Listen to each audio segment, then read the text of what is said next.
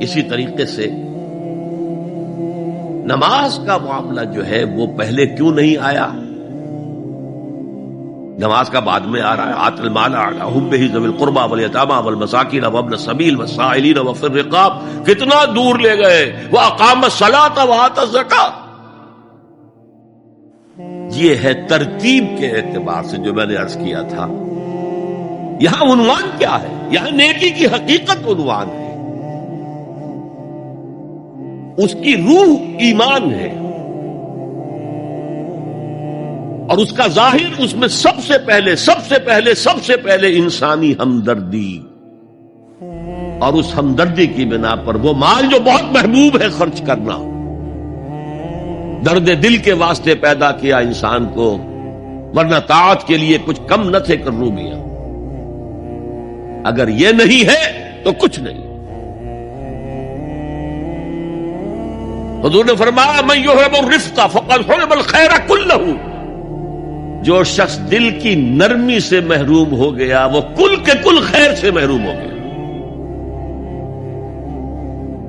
کسی کو دکھ میں دیکھو اور اس پوزیشن میں ہو کہ تم اس کا کوئی مداوع کر سکو اور نہ کرو، پھر تم چاہے مفسر ہو، محدث ہو، نیک نہیں. تم عابد ہو سکتے ہو، زاہد ہو سکتے ہو، تم مفسر ہو سکتے ہو، محدث، نیک نہیں ہو سکتے. من یحب الرفق، رفق کہتے ہیں نرمی. رفیق ہمارا ساتھی، دمساز. ظاہر بات ہے آپ کو دکھ ہوگا، آپ کے رفیق جو ہے اس کے اپنے دل میں محسوس کرے گا آپ کے درد کو. ہم درد کسے کہتے ہیں؟ ہم درد، ان کا درد مشترک ہے. ہم عصر ایک زمانے کے لوگ، ہم جماعت ایک جماعت میں پڑھنے والے ہیں. ہم درد، خنجر چلے کسی پہ تڑپتے ہیں ہم امیر. سارے جہاں کا درد ہماری جگر میں ہے. اگر یہ رفق نہیں ہے، اگر یہ ہمدردی نہیں ہے، اگر کسی کو دکھ میں دیکھ کر آپ تڑپ نہیں اٹھتے، اگر اس کی مدد کرنے پر قادر ہو اور نہیں کرتے تو کل خیر سے محروم ہے. پڑھے جاؤ نمازیں اور تہجدیں، کچھ حاصل نہیں. اس پر جو آخری آیت قرآن کی ہے، لن تنالوا البر حتى تنفقوا مما تحبون، اس سے زیادہ کیٹیگوریکل سٹیٹمنٹ اور کیا چاہیے. لن کے ساتھ جو نفی ہوتی ہے فعل مضارع میں، انتہائی مؤکد. ہرگز نہیں پہنچ سکتے نیکی کے مقام کو جب تک کہ خرچ نہ کرو ان میں سے جو چیزیں تمہیں پسند ہیں. قمیض پھٹ گئی ہے، بوسیدہ دے دو کسی کو، یہ نہیں ہے خیرات و صدقات، بلکہ جو تمہیں محبوب ہو. لن تنالوا البر، بر کے مقام تک نہیں پہنچ سکتے. پھر میں کہہ رہا ہوں عابد ہو سکتے ہو، زاہد ہو سکتے ہو، علم کا معاملہ ہے، محدث ہو سکتے ہو، مفسر ہو سکتے ہو، فقیہ ہو سکتے ہو، مفتی ہو سکتے ہو، سب کچھ ہو سکتے ہو. قرآن مجید کی روح سے نیک نہیں کہلا سکتے. وآت المال علی حبہ. اب اس میں جو ترتیب میں نے کہا تھا، الاقرب فالاقرب، الاقرب فالاقرب، سب سے پہلے ذوی القربیٰ. اور اس میں اکثر و بیشتر ہم سے کوتاہی ہوتی. دور دراز کے لوگوں کے ساتھ نیکی ہو رہی ہے. سگے بھائی کی بیوہ اور یتیم بچے جو ہیں وہ محروم ہیں. انہوں نے اس وقت یہ کر دیا تھا، یہ کر دیا تھا. ظاہر بات ہے کہ رشتہ داروں سے تو شکایتیں ہوتی ہیں. یہ تو ہمیشہ ہمارے مخالف رہے جی، ان کی ہم کیسے مدد کریں. اگر تو اللہ کے لیے دینا ہے تو پہلا حق ان کا. من احب للہ وابغض للہ واعطى للہ ومنع للہ. اللہ کے لیے دیا ہے اگر تو اپنے اس نفس کی جو انتقام کا جذبہ ہے اس کو کچلو، اور جس کا سب سے پہلا حق ہے اس کو پہنچاؤ. حق بحقدار رسید. ذوی القربى والیتامى، جو بے سہارا رہ گئے، باپ کا سایہ نہ رہا. والمساکین، مساکین کسے کہتے ہیں؟ مسکنت کہتے ہیں کم ہمتی. آپ کو معلوم ہے آج کل ایک مرض کہلاتا ہے نیورستھینیا. آدمی دیکھنے میں ہٹا کٹا ہے، صحت مند ہے، لیکن اندر سے اس کی کوئی ہمت ایسے جواب دے گئی ہے کچھ کر ہی نہیں سکتا. وہ ہے مسکین. اسی لیے جو فرمایا گیا یہودیوں کے لیے ضربت علیہم الذلۃ والمسکنہ، ذلت کے معنی بھی کمزوری اور مسکنت کم ہمت ہی، ہمت ختم ہو گئی. تو جو اپنے پاؤں پر نہیں کھڑا رہ سکتا اس وجہ سے کہ اس میں وہ ہمت کم ہو گئی، وہ بھی مستحق ہے. وابن السبیل اور مسافر، پرانے زمانے میں آپ کو معلوم ہے نہ سرائیں تھیں، نہ کچھ اور تھا، نہ ہوٹل تھے. پھر اگر کہیں راستے میں چوری ہو گئی، ڈاکہ پڑ گیا، تو آدمی جو ہے گھر میں خود ہے، کفیل ہے، اچھا ہے. اس وقت کی حالت ایسی ہو گئی. ہمارے ہاں بیگرز نے اسی کو ایک بہت بڑا بہانہ بنایا ہوا، جی میں آیا تھا وہاں سے اور یہاں سے اور میری جیب کٹ گئی، سب کچھ چلا گیا، اب مجھے واپس جانے کے لیے کرایہ چاہیے. اکثر و بیشتر جھوٹے کیسز ہوتے ہیں. اگر آپ کسی کو پکڑ لیں اور ساتھ لے کر کہیں تحقیق کراؤ تو وہ بھاگ جائے گا، پھر نہیں آئے گا اس مسجد میں. لیکن یہ کہ ابن السبیل یہ بھی ایک کھاتا ہے.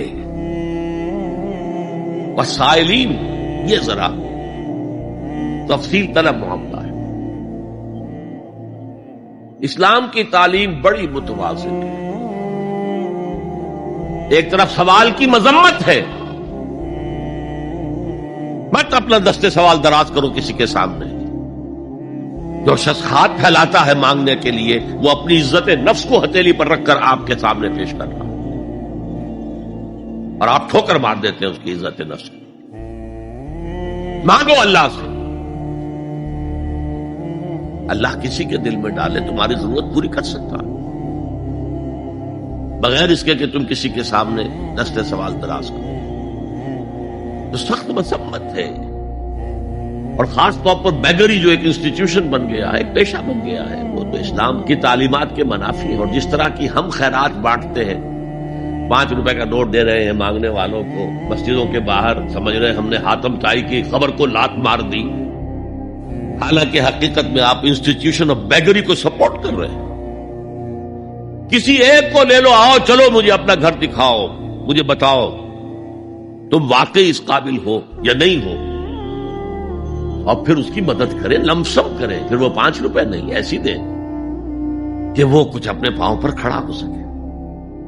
میں نے 1 روپیہ نہیں کہا آج کہ 1 روپیہ تو اب کوئی شے نہیں رہی، لیکن یہ کہ 5 روپے کا نوٹ بھی آپ نے تقسیم کرنے شروع کر دیے، یہ کیا ہے؟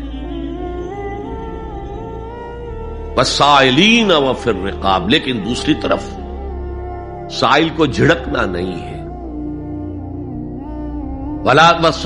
اما السائل فلا تنہر، جھڑکو نہیں.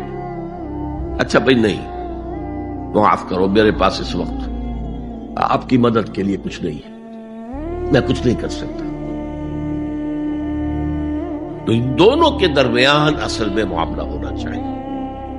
بلکہ یہاں تک بھی فرمایا سائل کو ضرور دو، چاہے وہ گھوڑے پر سوار ہو کر تمہارے دروازے پہ آیا. کیا پتا اس کی واقعی الجھن کیا ہے.